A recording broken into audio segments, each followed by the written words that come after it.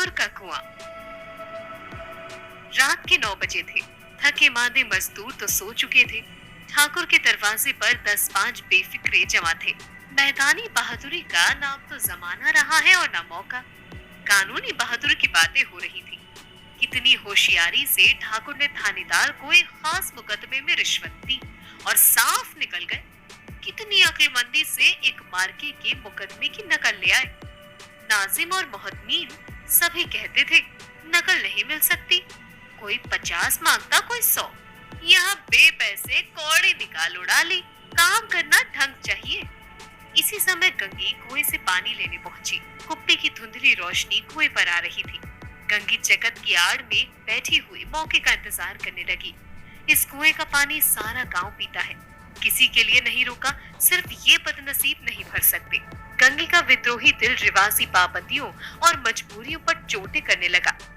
हम क्यों नीच हैं और ये लोग क्यों ऊंच हैं? इसीलिए कि ये लोग गले में तागा डाल देते हैं। यहाँ तो जितने हैं एक से एक छठे हैं। चोरी ये करें, जाल फरेब ये करें, झूठे मुकदमे ये करें। अभी इस ठाकुर ने तो उस दिन बेचारी कटरिये की भैंस चुरा ली थी और बाद में मारकर खा गया। इन्हीं पंडित के घर में तो 12 माह से जुआ होता है। यही साहू जी तो घी में तेल मिलाकर बेचते हैं। काम करा लेते हैं, मजूरी देने नानी मरती है। किस किस बात में हमसे ऊंचे हैं? हम गली गली चिल्लाते नहीं हैं कि हम ऊंचे हैं, हम ऊंचे हैं। कभी गांव में आ जाती हूँ तो रस भरी आंखों से देखने लगते हैं, जैसे सबकी छाती पर सांप लौटने लगता है। परंतु घमंड ये कि हम ऊंचे हैं। कुएं पर किसी के आने की आहट हुई। गंगी की छाती धक धक करने लगी। कहीं देख ले तो गजब हो जाए, एक लात भी तो नीच ना पड़े। उसने घड़ा और रस्सी उठा ली और झुककर चलती हुई वृक्ष के अंधेरे की साई में जा खड़ी हुई। कब इन लोगों को दया आती है किसी पर? बेचारे महंगू को इतना मारा कि महीनों लहू थूकता रहा। इसीलिए तो उसने बेकार न दी थी। इस पर ये लोग ऊंच बनते हैं। कुएं पर स्त्रियां पानी भरने आई थी। इनमें बात हो रही थी। खाना खाने चले और हुक्म हुआ कि ताजा पानी भर लाओ। घड़े के लिए पैसे नहीं है। हम लोग तो आराम से बैठे देखकर जैसे मर्दों को जलन होती है। हाँ, ये तो ना हुआ कि कलसिया उठाकर भर लाते। बस हुक्म चला दिया कि ताजा पानी लाओ, जैसे हम लौंडिया ही तो हैं। लौंडिया नहीं तो और क्या हो तुम? रोटी कपड़ा नहीं पहनती, 10-5 रुपए भी छीन झपट कर ले ही लेती हो। और लौंडिया कैसी होती है? मत लजाओ दीदी, छिन भर आराम करने को जी तरस कर रह जाता है मेरा। इतना काम किसी दूसरे के घर पर कर देती ना तो इससे कहीं आराम में रहती। ऊपर से यह एहसान मानते भी नहीं है। यहाँ काम करते करते मर जाओ, पर किसी का मुंह ही सीधा ना होता।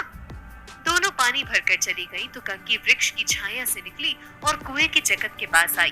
बेफिक्रे चले गए थे। ठाकुर भी दरवाजा बंद कर अंदर आंगन में सोने जा रहे थे।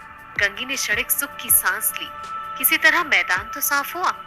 अमृत चुरा लाने के लिए जो राजकुमार किसी जमाने में गया था, वो भी शायद इतनी सावधानी के साथ और समझ बूझ कर ना गया होगा। गंगी दबे पांव कुएं की जगत पर चढ़ी। विजय का ऐसा अनुभव उसे पहले कभी ना हुआ था। उसने रस्सी का फंदा घड़े में डाला। दाएं बाएं चौकन्नी दृष्टि से देखा, जैसे कोई सिपाही रात को शत्रु के किले में सुराख कर रहा हो।